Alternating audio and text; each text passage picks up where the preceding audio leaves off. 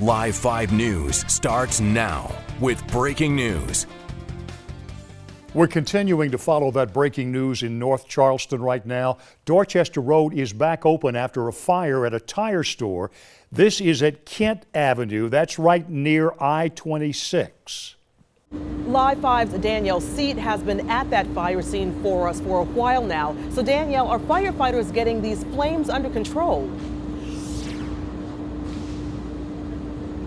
And fire crew have been out here for nearly 4 hours now, putting these flames out at a local tire business on the corner of Dorchester Road near I-26. Now, officials are telling me that 5 people were in the building when the fire happened, but thankfully everyone made it out safely. Now, as you can see, dozens of firefighters are still out here monitoring the fire, looking for hot spots. But with the fire mostly controlled, they're hoping to head home here in the next couple hours. The cause of the fire is still under investigation. Live in North Charleston, I'm Danielle C., Live 5 News.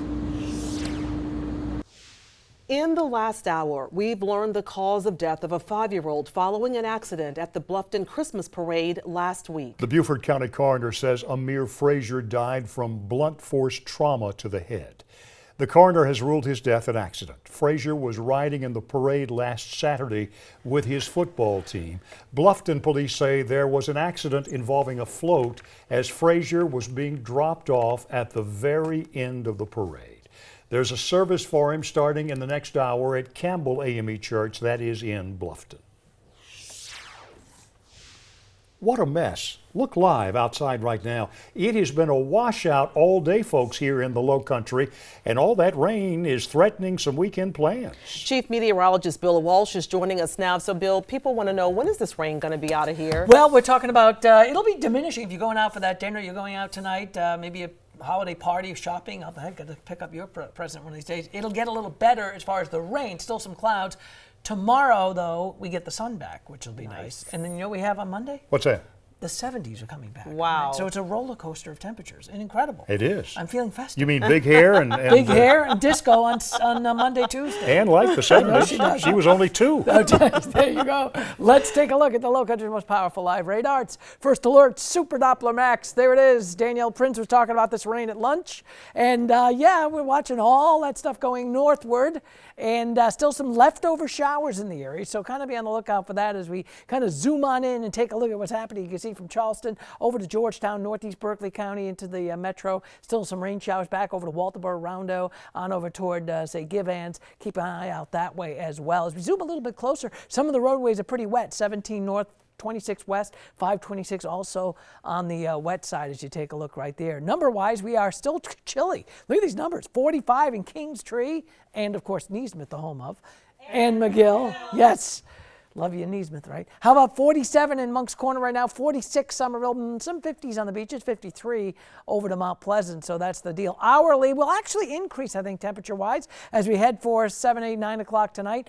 By 8, 9, we're back into the mid-50s. We'll hold in the mid-50s, I think, during the overnight hours, but still some clouds. And then tomorrow, though, I think we're going to see a little more in the way of sunshine. That'll be good news. In fact, coming up, the next big weather thing, it's your weekend, a little bit cool, but overall, not too bad after a few morning showers tomorrow. Now, what about that ride home? We're looking at that as well. It's first alert traffic out to the roadways. Look at that. Not bad right there on the Ravenel Bridge. We were kind of looking at a backup a little bit coming into Mount Pleasant, but as we zoom on in, a couple of areas to keep an eye on. You can see back over that way, we do have a wreck that's up there just off of 26 and 78. So be on the lookout for that. Also back here, this is kind of slow, of course. We got a breakdown over near the merge lanes, and we have one little wreck that's still on the side of the road there on 526 westbound, so that's slowing things up right there. And still coming in over the Westmoreland Bridge, pretty slow, 61 and 17, still kind of stop and go by the Round Holiday Inn, all the way down 17. Most of the arteries coming out of the city kind of slow. Slow going into Mount Pleasant on Johnny Dodds and Coleman, and back out toward the Isle of Palms connector. More coming up right here. Still a lot of questions about wide sweeping changes in the works for Charleston County schools. That's why Charleston County lawmakers met with school leaders today. Those legislators say they've had parents and teachers calling them, and they felt they had to step in. We've got team coverage of today's meeting. Harv Jacobs talks with some of the more than 100 parents who were at that meeting. But first, let's go to Carter Coyle for a breakdown of what the school board and the lawmakers had to say to each other. Carter?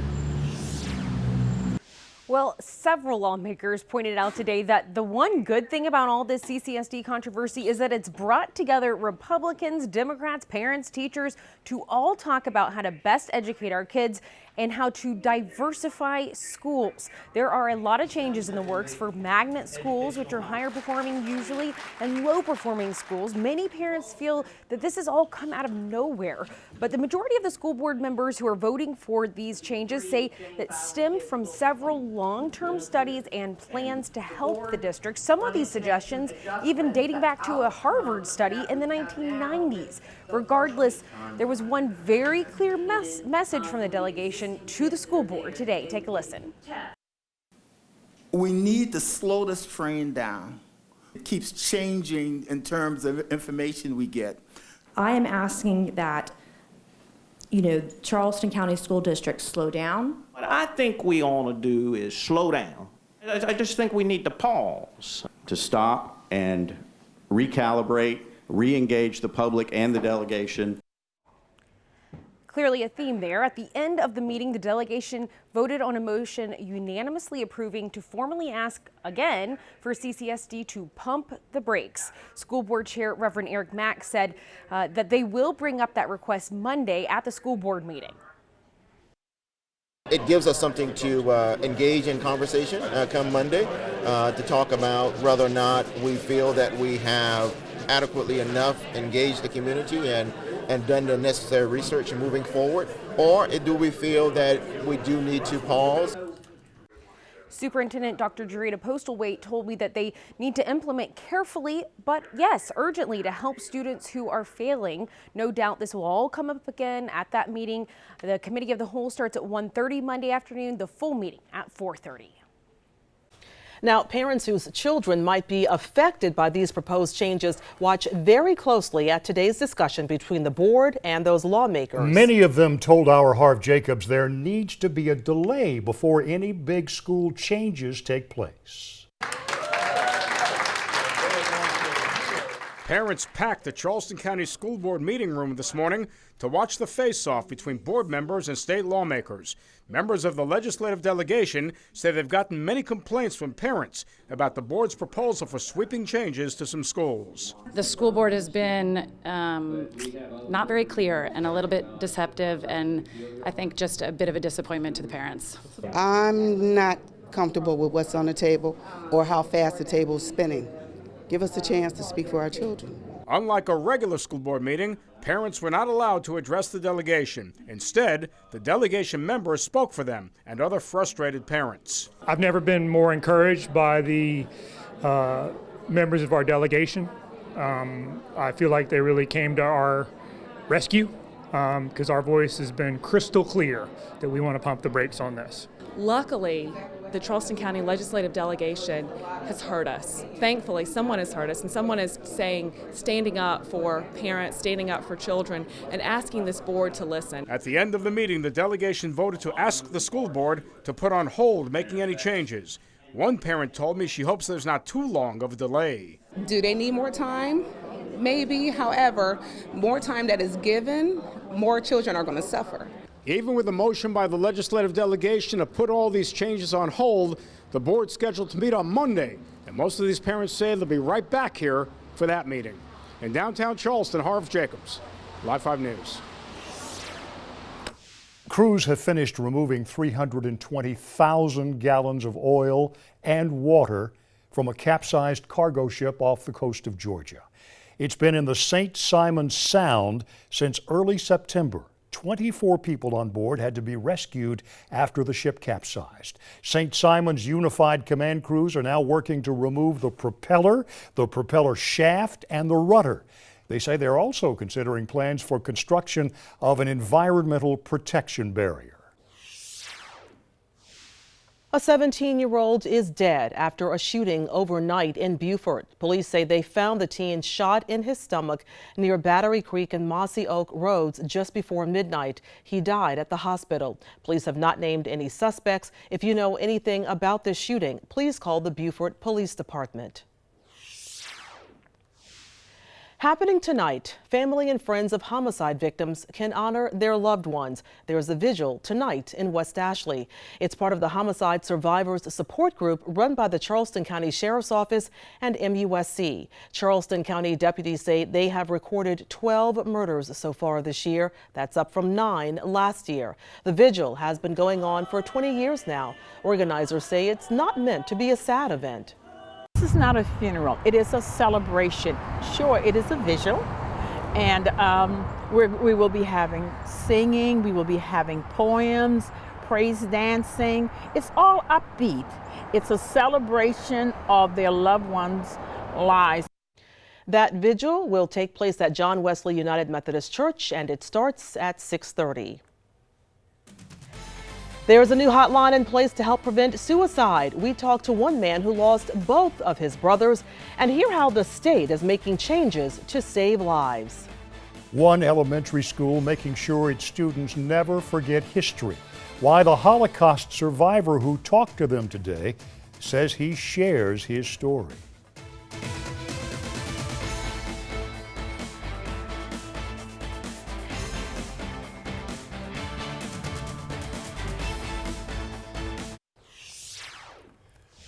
Pretty soon, it might be easier to get help if you're going through a mental health crisis. You see, this week, the FCC, the Federal Communications Commission, voted to set up a 3-digit suicide hotline number similar to 911. Jason Raven explains why mental health officials in South Carolina say it could make getting help more accessible. According to health officials, suicide is the 10th leading cause of death in South Carolina, and the suicide rate is higher in our state than the national average. But health officials believe we are turning a corner. This was the scene at the South Carolina Suicide Prevention Coalition meeting this week. The coalition was relaunched in 2016, and it's made up of different agencies and groups with a common goal to reduce the suicide rate by 20% by 2025. And the call center in Greenville for the suicide hotline number received some additional funding, and they can now accept calls from anyone with a South Carolina area code. It used to be that someone calling from South Carolina could end up speaking with a hotline operator in another state, but they think this change will better help connect callers with the state resources they need, and those who have dealt with loss and now advocate for awareness and resources say it was encouraging to see such a packed room for this meeting. We've reached that tipping point where we say, you know what, we're not going to put this in the closet anymore. We're not going to talk about this stuff. We're talking about mental health. It's just as important as our physical health. And officials say there's some more good news. There was a 3% decrease in suicide attempts from 2016 to 2018 for adults over the age of 25. In downtown Columbia, Jason Raven, back to you. Now, your first alert forecast from Live 5 News.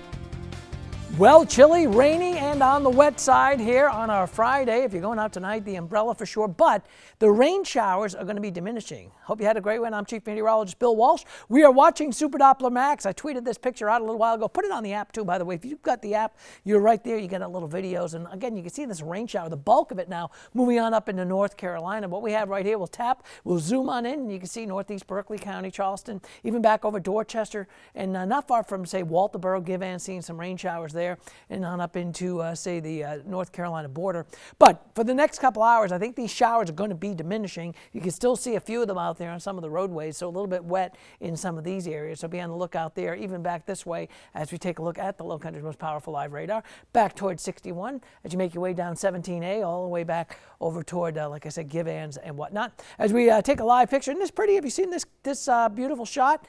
This is the Daniel Island Christmas tree. Love it out there from our home telecom Skycam out at the Volvo Car Stadium. You can see how pretty it is twinkling out there on the DI as we check out the numbers now at 49. You know the high temperature today? Ready for this? It was 50 degrees. Woo, my goodness. Piping hot Joe weather.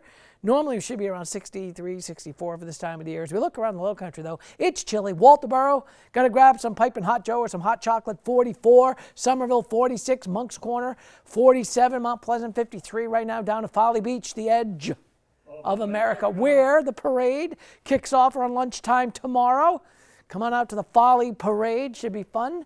Looking at about 50 out to Georgetown right now. Now, the evening will pretty much see the rain, I think, diminish. But the clouds are going to stick around. Temperatures will actually tick up a little bit. So around 52 at 8 o'clock, 57 at 9 o'clock, around 56 at 10 o'clock. As that rain exits, we'll start to see those numbers kind of rebound just a little bit thanks to the cloud cover that's going to stick around. And then by the time you wake up in the morning, we're back to around 50 degrees over in Goose Creek, around 50 Monk's Corner, down to, say, Mount Pleasant, Georgetown, low 50s, even down toward James and Johns Island, about 50 degrees. On the weather map, we've got a coastal low and an upper level low moving through. All equals wet stuff and rain. That'll move out of here as we move into the late night, early morning hours. Drier air kicks in, so after a few morning showers, I think we'll see some afternoon sunshine kind of returning as we make our way through our Saturday afternoon. Here's how it looks hour by hour, so you get the first alert with our future tracker. Here we are with the rain at right now at 5. I'll put the clock into motion.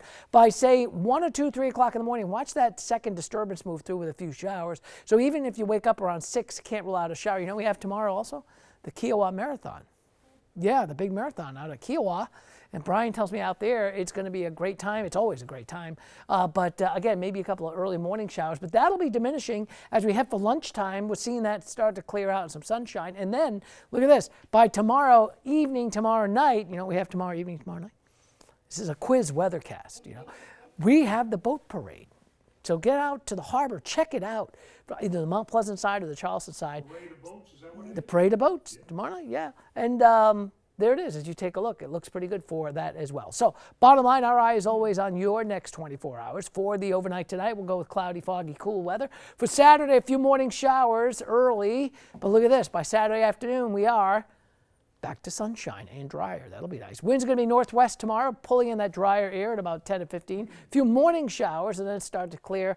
Again, we're looking at high tide at about, say, 9:25 in the morning. Kind of a high tide, 6.4 feet. So you might see some coastal flooding. So kind of throw that in your planning if you're downtown, the usual spots, maybe along a tidal creek or whatnot.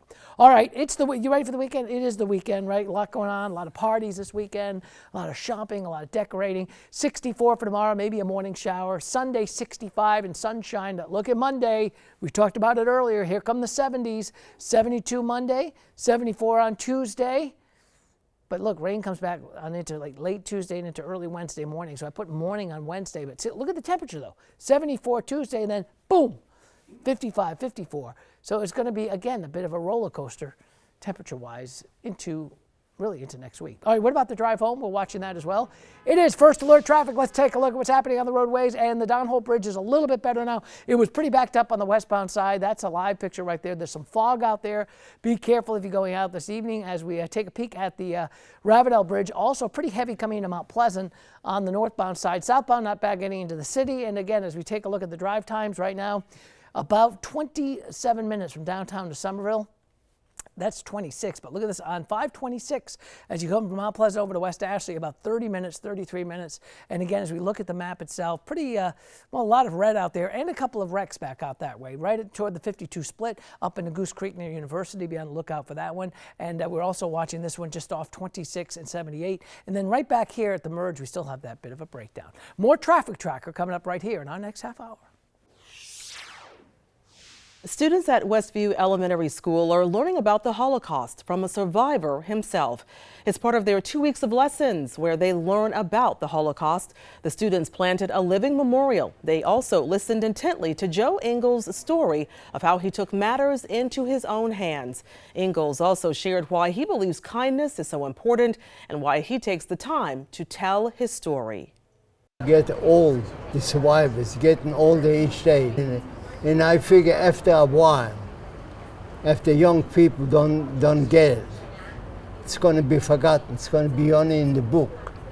So in this way, I sacrificed myself, and I've been doing it for the last 40 years. Over the 2 weeks, students at Westview also created an Anne Frank museum with the guidance of the Anne Frank House in Amsterdam.